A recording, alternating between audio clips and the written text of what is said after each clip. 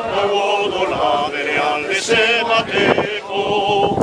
Irrintzi bat entzuna, ondorean, guazen gudari danok ikurriñan atzean. Aberri guztien